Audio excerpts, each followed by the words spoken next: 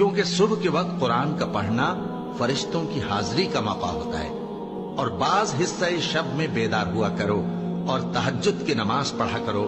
یہ شب خیزی تمہارے لیے ایک اضافی عمل ہے۔ امید ہے کہ اللہ تم کو مقام محمود پر فائز فرمائے۔ اور کہو کہ اے پروردگار، مجھے مدینے میں اچھی طرح داخل کیجو اور مکے سے اچھی طرح نکالیو، اور اپنے ہاں سے زور و قوت کو میرا مددگار بنائیو، اور کہہ دو کہ حق آ گیا اور باطل نابود ہو گیا، بے شک باطل نابود ہونے والا ہے۔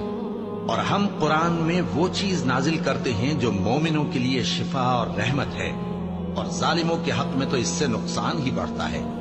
اور جب ہم انسان کو نعمت بخشتے ہیں تو روح گرداں ہو جاتا ہے اور پہلو پھیر لیتا ہے، اور جب اسے سختی پہنچتی ہے تو نا امید ہو جاتا ہے۔